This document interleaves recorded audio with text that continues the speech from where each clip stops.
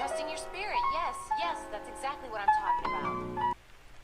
Hola, buen día. Mi nombre es John Steven Pinto Hernández, soy el auxiliar de dispositivos electrónicos y esta presentación trata sobre el flujo de diseño de las PCBs. Para comenzar, me gustaría hacer una breve introducción sobre las PCBs y sobre sus características, empezando específicamente por ¿qué es una PCB? Una PCB o una placa de circuito impreso es una superficie constituida por caminos, pistas o buses de material conductor laminadas sobre una base no conductora. Esta PCB tiene la función de conectar y sostener mecánicamente un conjunto de componentes electrónicos. Estas producciones de las PCBs y el montaje de los componentes es generalmente automatizada, es algo que se hace a nivel industrial. Entonces eso permite que en ambientes de producción en masa sea algo más económico y más fiable de realizar. Una PCB es algo ya más cercano al mundo real que nosotros tenemos cada vez que nosotros vemos en el interior de cualquier dispositivo electrónico, ya sea un televisor, un computador, un mouse, etcétera. Vamos a encontrar que el circuito de ese dispositivo está sobre una placa de circuito impreso o una PCB. Entonces, estas PCBs, ya como dijimos, tienen un uso en toda la industria y existen inclusive campos de aplicación para diseñadores de PCBs. Hay gente que trabaja en empresas diseñando PCBs para que sean lo más óptimas posibles en términos de la densidad de corriente que puedan soportar y en términos del área, que tengan el menor área posible, porque ese es otro factor que también se tiene muy en cuenta, el área, que sea lo más reducido posible. Entonces, sí, las PCBs son un tema que involucra un campo de aplicación bastante interesante en términos de la industria. Ahora, para hablar sobre las capas de las PCBs, podríamos demarcar cuatro principales capas: la capa de top, la capa de bottom, la capa de silkscreen y la capa de solder mask. La capa de top y la de bottom son capas de cobre de una PCB en las cuales va el diseño de nuestro circuito.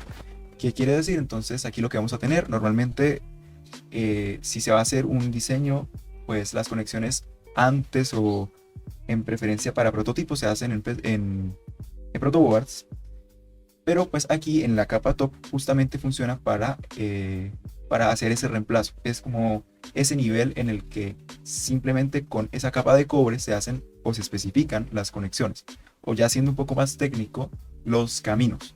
Entonces, para resumir, la capa de top y de bottom es esa capa de cobre en las cuales va las conexiones de nuestro circuito, o es decir, los caminos. La capa de silkscreen es básicamente la pintura blanca que indica las características de los componentes, además de algunos aspectos de la PCB, ya sea la polaridad, el nombre del componente, el logo de la compañía, entre otros. Entonces, esa es una capa también muy común que podemos encontrar en las PCBs. Hay algunos fabricantes que las hacen, hay algunos que no. Pero lo importante es que nosotros podemos encontrar en el silkscreen la geometría que tiene este elemento, y además podemos encontrar aquí la información del fabricante. También, súper importante, encontramos en los pines la información relevante, es decir, cuál es la entrada 2, cuál es la entrada 1, en este caso para esta figura, cuál es la tierra. Es bastante importante, más que todo a la hora de si queremos desoldar o cambiar el circuito o ver en general. Soldar un circuito es importante conocer hacia dónde orientarlo y cómo soldarlo, y para eso es importante el silkscreen, para información en general. Ahora, para el solder mask, esta capa es una capa de barniz que recubre la PCB para proteger las áreas de la capa de cobre donde no se desea aplicar soldadura. Es decir, si yo quisiese aplicar soldadura en esta zona de aquí, pero no quisiese de que en esta parte de acá hubiese soldadura, para eso coloco una solder mask, para que solamente en esta región donde está expuesto el cobre pueda realizarse la soldadura.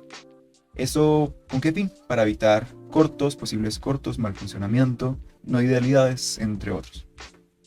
Ahora, los footprints, también en la PCB podemos encontrar lo que se llaman footprints y también backstacks. Los footprints son la representación de un dispositivo en una PCB. También nos indican su geometría y su localización. hay dos tipos de footprints, los through-hole y los SMD. Los through-hole se diferencian de los SMD en que para poder insertar el dispositivo es necesario realizar un drill o, en términos más coloquiales, un orificio en la parte del pin o del pad, siendo como un poco más técnicos en ese sentido. Mientras que en los SMD los pines o los pads son superficies de cobre de una determinada dimensión y está básicamente puesto para que se coloque el elemento sobre la superficie y ahí mismo se pueda soldar. No es necesario abrir ningún orificio o ningún drill. Los pads, como se mencionó un poco antes, serían la representación de esos pines de los dispositivos en nuestro footprint. Esa geometría del pad puede depender del dispositivo. Hay algunos dispositivos que tienen pads circulares, hay unos que tienen pads rectangulares. Generalmente los SMD tienen pads rectangulares. Hay algunos que tienen pads circulares y en el primer pin tienen el pad rectangular. Eso depende un poco más como del datasheet del elemento. Pero pues en este caso es importante por ahora remarcar los through-hole. Es buena práctica hacer pads circulares, los SMD rectangulares. Eso si el datasheet no especifica lo contrario. Entonces, estas serían las características principales de la PCB, qué es, cómo se utiliza, cuál es su campo de aplicación, tanto en términos del producto en sí como en términos de los diseñadores de PCB. Ahora vamos a ir a el flujo de diseño, es decir, esa serie de pasos que tenemos que seguir a la hora de crear una PCB.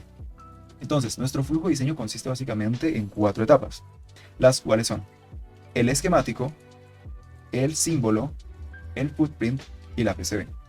Primero, generalmente siempre hemos venido trabajando desde circuitos 1, desde circuitos 2, en simulaciones y demás, haciendo un esquemático para hacer simulaciones, para probar el circuito, ya sea en OrCAD o en otro tipo de programa para simular. Y pues básicamente el esquemático es esa descripción de las conexiones de los dispositivos en el circuito. Es importante remarcar de que en el esquemático no se indican las ubicaciones finales de los componentes y también de que es necesario, estrictamente necesario, de que en el esquemático estén la misma cantidad de pines, es decir, los elementos tengan la misma cantidad de pines que el elemento pues en la vida real, por así decirlo. Luego de esto ya se pasaría a un símbolo, que quiere decir que con esta etapa se simula el esquemático y se valida respecto al funcionamiento deseado del circuito. Entonces nosotros generalmente llegábamos hasta aquí. Hacíamos un esquemático, hacíamos el símbolo, simulábamos nuestro circuito y mirábamos de que todo estaba ok. Y si pues las especificaciones no cumplían, se devolvía volver al esquemático. Entonces aquí, de nuevo, el esquemático, poco para repasar, es una descripción de las conexiones y no tendrán las ubicaciones finales de los componentes. Ahora, para la parte del layout, lo que se llama el layout es una representación de las conexiones finales entre los dispositivos del circuito. Es el diseño ya final y contiene tanto las ubicaciones de los componentes como las pistas. ¿Qué quiere decir? Que este layout ya es el que se va a mandar a fabricar, ya es el que se va a mandar a hacer en la capa de cobre, ya sería nuestra PCB como tal. Entonces aquí se pueden ver fácilmente los caminos, la descripción de los caminos, las conexiones, esto de aquí que se llaman los planos y demás. Ahora, este vendría siendo un diagrama de bloques bastante fundamental a la hora de realizar cualquier tipo de PCB, desde esquemático hasta tener el layout. Veníamos mencionando de que el inicio, veníamos trabajando desde siempre, empezando desde el esquemático, simular ese esquemático, si las especificaciones me funcionan, es decir, si el circuito está funcionando como debe ser, podemos pasar a lo que se llama ahora sí el layout. Si no, pues deberíamos hacer unos arreglos, ver qué está pasando en el esquemático, si hay algo que cometimos, algún error que cometimos, algo que hayamos hecho mal. Pero si no, pasamos al layout. En el layout pasamos por 2 etapas. Una de esas es los DRCs, o sea, es decir, después de haber hecho el layout, se pasa por una etapa que se llama DRC o Design Rule Checking. Ese sería el significado de las siglas. ¿Qué es el DRC? El DRC es un proceso usado para identificar errores como el espaciamiento, el ancho de las pistas en el layout y demás. Cada fabricante, y esto es muy importante, cada fabricante de PCBs tiene su propio set de reglas, las cuales especifican varios parámetros que se necesitan para poder fabricar la PCB correctamente. Entonces, si yo, por ejemplo, quiero mandar a fabricar una PCB en, no sé, este local que se llama Provenza, ese fabricante me tiene que dar de por sí una serie de reglas para que yo tengo que cumplir. Esa serie de reglas, como por ejemplo, cuánto debe ser el mínimo ancho de pistas, cuánto es el mínimo ancho de pistas que me garantiza ese fabricante, cuánto es la mínima separación entre pistas. Y así hay más reglas que los fabricantes especifican a la hora de poder aceptar layouts para poder fabricar esa PCB. Entonces esa sería esa etapa de DRC. Nosotros en esta parte ingresamos al software en el que estemos haciendo nuestra PCB, esas reglas que nos provea el fabricante. Y ok, listo, si en base a esas reglas todo cumple, nuestro layout está bien, cumple esas reglas que nos da el fabricante, podemos pasar a esta etapa que se llama los LBS. Si no, volvemos de nuevo a modificar el layout, a ver qué está pasando, si necesitamos hacer pistas más grandes, si necesitamos aumentar la distancia entre los elementos para cumplir esas reglas justamente. Pero pues, si todo está bien, pasamos al LBS. ¿Qué es el LBS?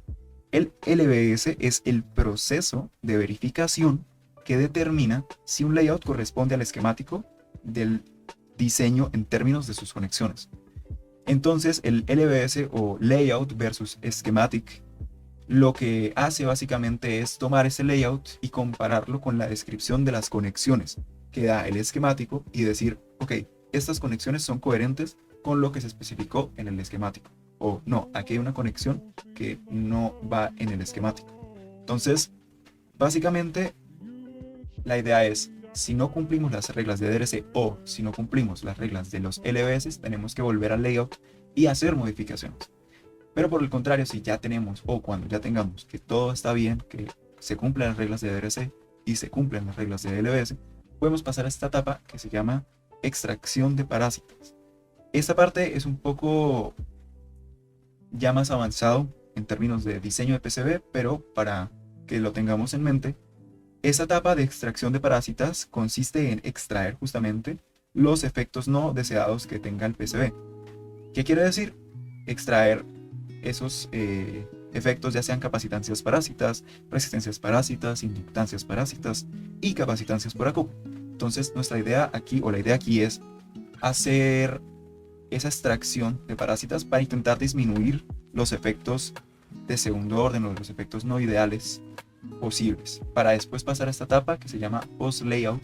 Esta etapa de nuevo también es un poco avanzada, no lo vamos a tratar en nuestro proyecto de por sí, pero para que lo tengamos en consideración, esa post layout es una simulación que se hace ya teniendo en cuenta toda la PCB y sus efectos parásitos. Ya si todo cuadra, si todo está ok, si tenemos los DRC bien, los LBS bien y nuestro circuito cumple todas las especificaciones, y ahora sí tenemos nuestra PCB, ya la podemos mandar a fabricar y estamos seguros de que va a funcionar correctamente. Ahora, hay algunos tips para hacer un diseño de PCBs que son bastante importantes a la hora de hacer una PCB. Entonces consisten en la orientación de los dispositivos, las distancias estándar sobre los capacitores bypass, intentar evitar antenas indeseadas en la PCB, planos de tierra o de BSC y el ruteo apropiado para conectar los elementos. Empezando por la orientación de los dispositivos, esto es una buena práctica, sin embargo no es algo realmente obligatorio y consiste básicamente en intentar poner todos los dispositivos en la misma orientación, más que todo para intentar evitar tener problemas a la hora de soldar. Entonces es una buena práctica que se hace, pero ya como tal, algo obligatorio sí serían esas distancias estándar, y es a lo que nos referíamos con los DRC. Aquí hay un buen ejemplo de un DRC que nos dice que, por ejemplo, las distancias de end-to-end debe ser mínimo 2.54 milímetros. Las distancias desde la esquina hasta el borde del elemento, 1.9 milímetros. Entonces, para implementación real, esas distancias que nos provea el DRC, que ese DRC nos da el fabricante, tienen que ser totalmente respetadas.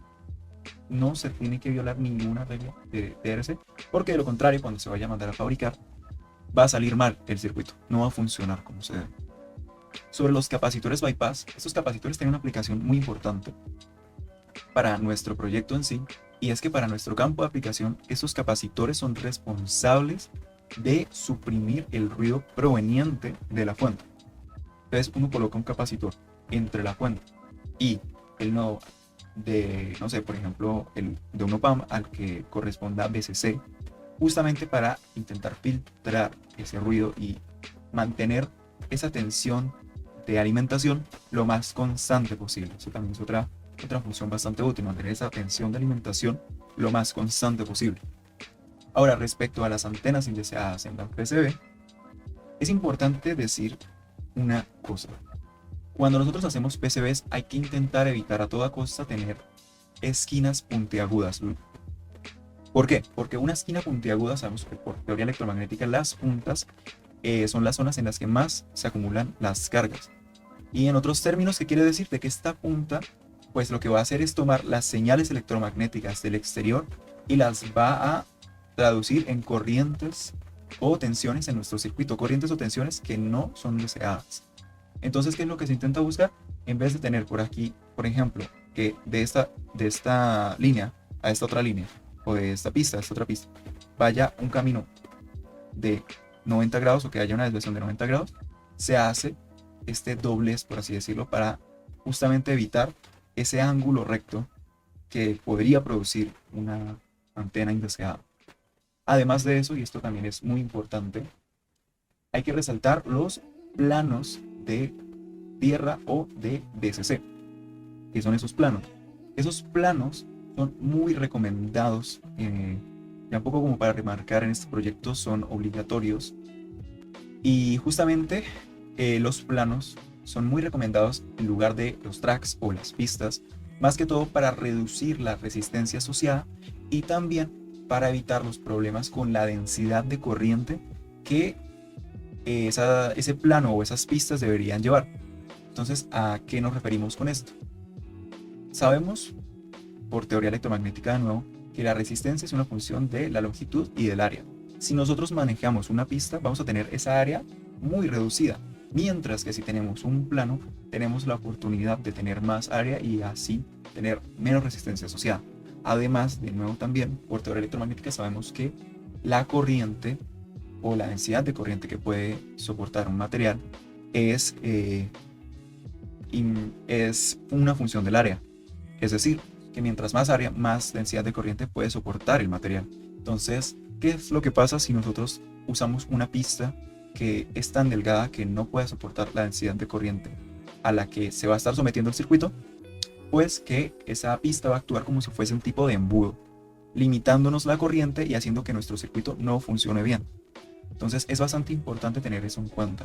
Tener en cuenta que más que todo para la parte de alimentación y de tierra, que es donde van a estar las corrientes más grandes de nuestro circuito, se usan planos. Esta parte de inductancia de lazo es un poco opcional, pero es importante remarcarla, que es que con este lazo de caminos, por así decirlo, hay un campo magnético asociado. Y ese campo magnético asociado me induce unas corrientes parásitas. Entonces, básicamente para evitar esos efectos indeseados, lo que se hace es acercar lo más posible esas pistas para evitar o para reducir esta área de aquí. Esta área de aquí es la que me está poniendo problema. Entonces lo que yo hago es reducir esta área de acá. Entonces, en base a eso, yo lo que podría hacer para rutear sería disminuir, por ejemplo aquí en esta parte, disminuir esta área. Es decir, podría disminuirla de esta forma. En vez de mandar esto aquí, podría mandarlo esto recto y luego esto aquí. Entonces, fíjense de que en esta parte tengo el área ya mucho más reducida. Listo, entonces espero que les haya sido de utilidad. Esto sería una revisión sobre generalidades de la PCB y detalles respecto a el flujo de diseño y respecto a algunos consejos para la PCB. Es importante que ustedes tengan esto en cuenta, totalmente todo en cuenta a la hora de hacer su diseño y a la hora de mandar a fabricar, para evitar a toda costa de que tengan algún error, porque al tener un error relevante aquí ya automáticamente me daña el circuito o me anula todo lo que hice. Mi circuito no va a funcionar correctamente. Espero que les sea de utilidad y nos vemos en el siguiente video.